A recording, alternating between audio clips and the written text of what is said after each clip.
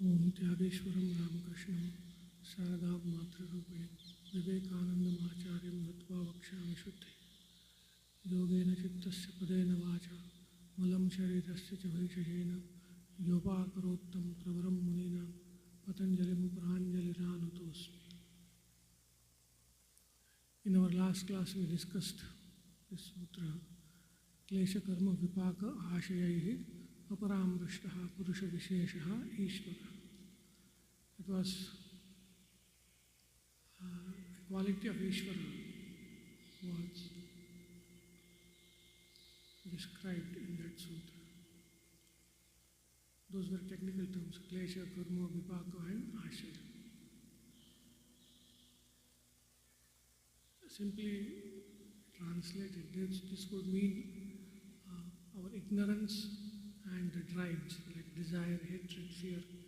These are all called kleshas, ignorance and drives. These lead to karma, action.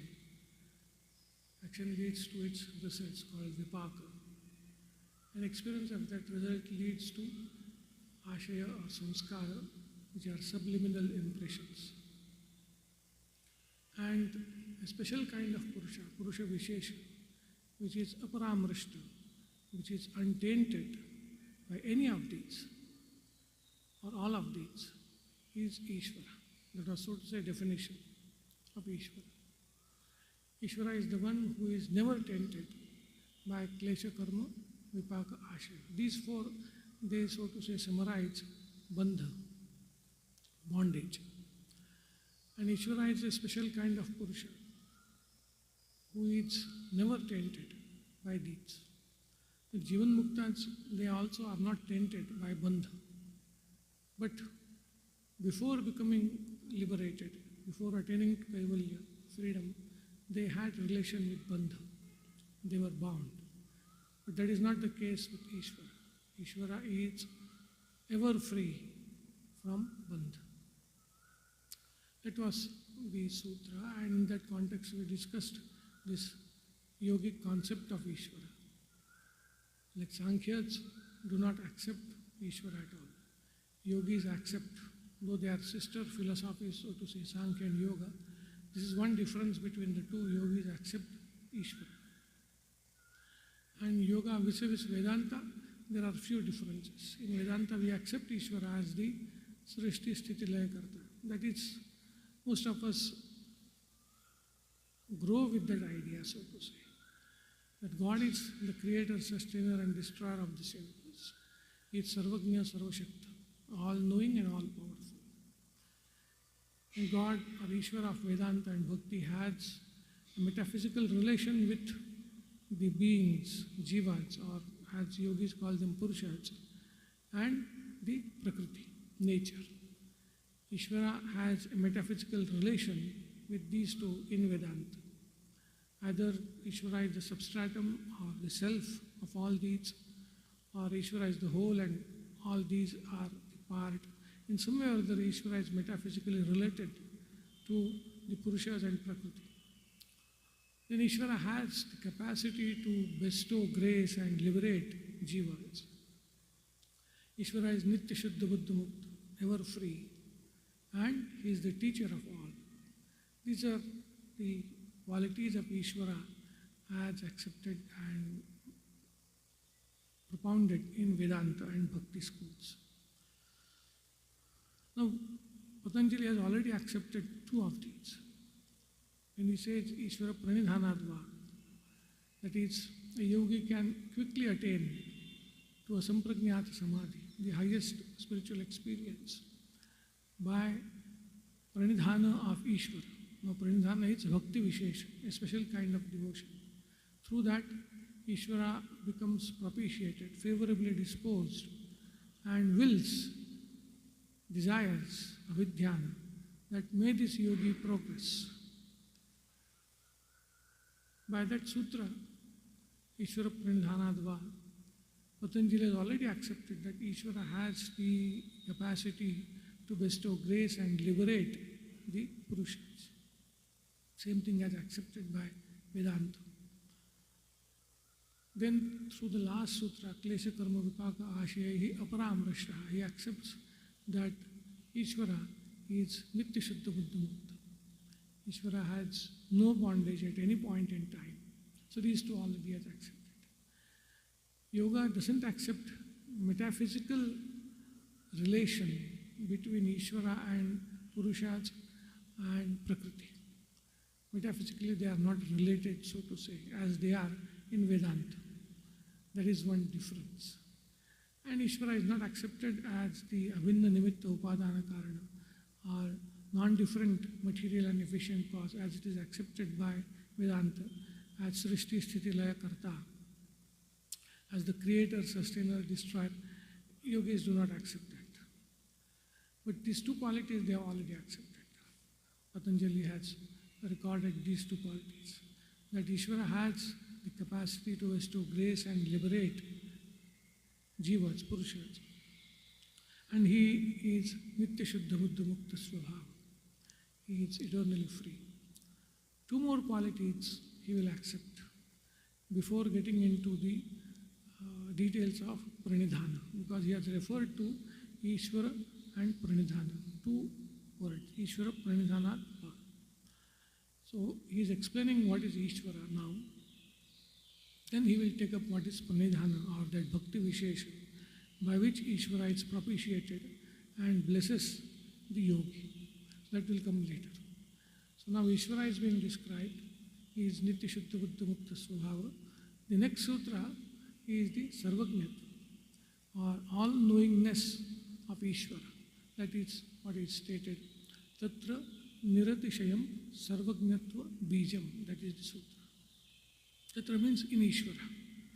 In Ishvara, the seed of all-knowingness reaches a state of unsurpassability, Niratishayatva. Tatra Niratishayam Sarvajnatva Bijam. The bija of all-knowingness reaches unsurpassability in Ishvara. That is, Ishvara is all-knowing. In simple words, Ishvara is Sarvajna, is all-knowing. Now, Ishvara is Sarvajna. This is, we can know obviously from the scriptures. Yeah, Sarvajna, Sarvavit, like that there are many scriptures which tell that Ishvara is Sarvajna. But Patanjali here gives a logic and anumana. That anumana is like this, that logic is like this. Wherever we find gradations in the world, perforce we have to accept a point where that particular quality would reach its unsurpassability. That is the logic. That is the vyapti, so to say. Wherever there is gradation, little, more, small, big in the world, wherever there is this, we have the experience of gradation, perforce we have to accept a point where that particular quality will reach a state of unsurpassability, niratishayatva. It will invariably reach. That is the logic. Now we find in knowledge there is gradation. The knowledge of animals, knowledge of men, there is gradation. Within human beings, there is gradation. Some knows little, some knows more. So there is gradation in knowledge. The very fact that there is gradation in knowledge, perforce we have to admit that there is a being where this knowledge would have grown to a state of unsurpassability, niratishayatva. That is the logic that Patanjali and its commentators they give. To establish that we have to accept a being, you call it whatever, by whatever name you want, we have to accept a being wherein the knowledge that we have, that we find in the world in varying degrees will reach its culmination, so to say, will reach a point where it is unsurpassable, niratishaya. So that being in whom this knowledge has reached its unsurpassability, that is Ishvara, that is the logic. So tatra niratishayam Sarvajnatva Visham. That's how it can be explained. Swamiji puts it slightly differently. Swami Vivekananda says, whenever we think of or accept anything as limited, perforce we accept something as unlimited. Same thing in unlimited proportions. When we accept something in limited proportions, at the back of our mind, there is acceptance of something that is without limitations. So when we accept little knowledge, we already have accepted that there is some place where the knowledge is unlimited. When we accept limited knowledge, we perforce accept unlimited knowledge. If one is accepted, the other has to be accepted. So that is the logic which Swamiji uses. And it's almost the same, that wherever there is gradation, there has to be a point where it reaches, that particular quality reaches a point of unsurpassability. The logic demands it. So this is how the yogis establish Sarvajnatva of Ishvara logically. And of course, as I said, there is scriptural evidence. So for devotees, they don't need logic. But logic is used to support the scriptural evidence. So yogis stop at this, but we can extend it as devotees to other qualities as well. So there is power. There is gradation of power in the world. There is gradation of compassion in the world. And we say this power, compassion, renunciation, all these, they have to reach a point of unsurpassability. And that is Ishvara, that point of unsurpassability, where all these qualities, noble qualities, reach the state of unsurpassability. That is Ishvara. That's why Ishvara becomes ocean of infinite qualities in their infinite splendor, so to say, where all the qualities have reached infinitude, niratishayatva, unsurpassability. That becomes Ishvara.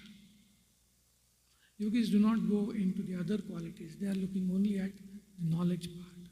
So Sarvajnatva is established by yogis, but for devotees, same logic can be used to understand what is the concept of God being the repository of infinite qualities in the unsurpassable quantity, so we can say. Infinite qualities in unsurpassable quantity. Ashesha Kalyana Guna kind of thing. So this is the one logic and one quality of Ishvara, which is Sarvajnatva. They also take this,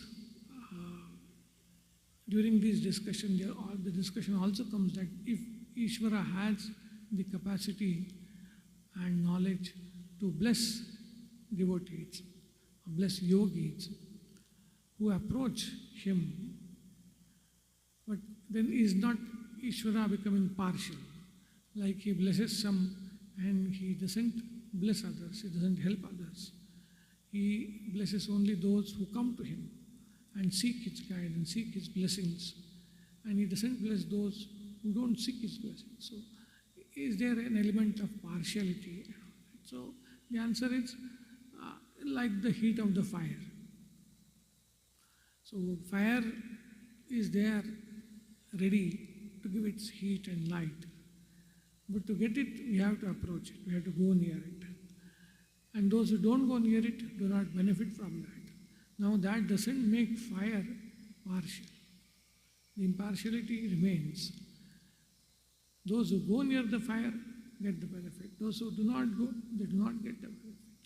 So also, those who approach Ishvara and seek his blessings, they get it. Those who do not, they will not get it. It is as simple as that. As Bhagavad Gita says, Samoham sarva bhuteshu name dveshyosti na priyaha. I am same to all. There is no one whom I hate or there is no one whom I especially love. But ye bhajanti tumam bhaktya mahite teshu chapyam. Those who worship me with devotion, I am in them and they are in me. So that is the objection of partiality on the part of Ishvara is also answered like this. So I will discuss this aspect of Sarvajñatva. The next quality which Patanjali accepts, which is also accepted by Vedanta, is that God is the Guru. Sri Ramakrishna Satchidananda alone is the Guru. So Patanjali, the Sutrakara, said, Sa Purveshamapi Guru Kalena Anavachchedat. Sa, that is Ishvara, Purveshamapi Guru is the teacher of even the ancient ones. Why? Kalena Anavachchedat, on account of not being limited by time. On account of not being limited by time, this Ishvara is the teacher of even the ancient ones. That is the another quality of Ishvara, characteristic of Ishvara that is described by Patanjali. Now here also we find two pramanas kind of saying. One is the Shruti, scriptures. From scriptures we know that God is the first Guru. So yo brahmanam vidadhati purvam yo vai vedanscha prahinoti rasmi tam hadevam atmabuddhi prakasham mumukshur vai sharanamaham prapatye. Like that mantra is there. So one who projects Brahma in the beginning of the cycle and imparts Vedas, that is knowledge, unto him.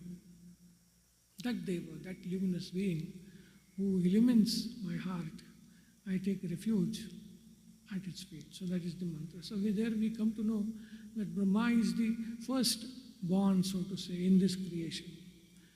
And this Brahma had received its knowledge from Ishvara. So Brahma becomes the, what is mentioned as Purvesham, Purva. Brahma becomes the Purva. He is the ancient one. And even he had a Guru. That was Ishvara.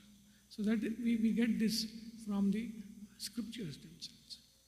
There are many other shlokas and mantras. Ishvaro Gururatmeti Murti Bheda Vibhagine Vyomavad Vyapta Dehaya Dakshinamurtaya Namaha. Like that. So that one principle manifests as Ishvara, Guru and Atma. So like that we have scriptural evidences which say that this Ishvara is the Guru, or you can say the first Guru, so to say. There is no Guru of Ishvara, so to say. But then here in this sutra, Asa Purveshamapi Guru Kalena Anavachchedat, Patanjali has given a logic, again an Anumana. Because Kalena Anavachchedat, this becomes the reason, Hetu. Ishvara is the Guru of even the earlier ones because he is not limited, avachinna, by time. Kalena, by kala, anavachchedat. On account of not being limited by time, he is the Guru of all. Now, when we think of this, that why Ishvara is the Guru of all, because he is not limited by time, we again go back to Swamiji. Swamiji says that every one of us has knowledge within us. It is inherent in human beings, but it needs to be called out. It needs to be called out, ignited, so to say. And that calling out comes from or by another knowledge. Material objects cannot call out the knowledge within us. It is another knowledge which calls out the knowledge within us. And obviously we need a person who has that knowledge. That person is Guru. A knowledgeable person, a person of knowledge, who calls out the knowledge within, who so to say ignites the knowledge within, sets us on the path of knowledge, that person is Guru. This is where the Guru is necessary. The necessity of Guru is this, that all of us have the knowledge within us that needs to be called out by a person having knowledge. Now, when you say any person is limited by time, kalena avachinna, it will mean that that person, so to say, quote unquote, was born or manifested, whatever you call it. Because the very fact that that person is limited by time, kalena avachinna, limited by time means that person was born or manifested. It had a beginning. The very fact that that person had a beginning necessitates that the knowledge within that person needed to be called out by another knowledge. So that person had a guru. The logic will be, or the vyapti will be, whoever is limited by time had a guru. Whoever is limited by time, whoever has a birth, a beginning, his or her knowledge had to be called out by a guru. The very fact that a person has a beginning implies, or perforce we have to admit, that that person's knowledge had to be called out by a guru. So that person cannot be the Adi Guru. That person cannot be the first Guru. So who can be the first Guru? Only the person who is not limited by time. His knowledge will be eternal, and that Guru is Ishvara. So that's how the sutra can be interpreted. This Ishvara is the primordial Guru, the first Guru, the Guru of all Gurus, and who doesn't have a Guru because he is not limited by time, because he is never quote-unquote born, he is never manifested. There is no time when Ishvara is not there. And the logic, as I said, is that whatever is limited by time, whichever being is limited by time has a beginning, his knowledge had to be called out by another Guru. He had to have a Guru. And Ishvara, being not limited by time, there was no need for his knowledge to be called out, so to say. And his knowledge and he, both being eternal, this Ishvara is called the Guru of all Gurus. So Purvesham api Guru Kalena Anavacheda, on account of being not limited by time. So these are the few qualities, characteristics of Ishvara as accepted by yogis. The first was that he has the capacity to bestow grace on those yogis who approach him. The second was he is Nitya Shuddha Buddha Mukta Svabhava, never have any taint of bandha. Then third was he is omniscient, sarvagnya. And fourth is he is the Guru of all Gurus, the first Guru, so to say. So these are the four qualities. So he has explained the word Ishvara in these four sutras. The sutra which started all this was Ishvara Pranidhana Dva.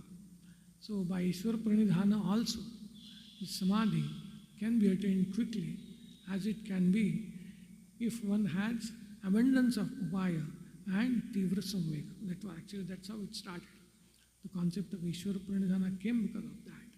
That you have, if you have abundance of upayas, abundance of shraddha, virya, smriti, samadhi, prajna, and along with that tivra samvega, intense yearning, then samadhi is very near to you. Samadhi and its result, kaivalya, are very near to you. Alternative to having these abundance of upaya and tivra samvega was Ishvara Pranidhana. The Ishvara has been explained. Now the Pranidhana has to be explained.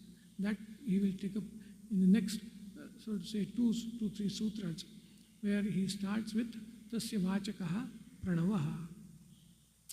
To practice this Pranidhana, to practice this devotion, this particular exercise, we have to take the name of God, so to say.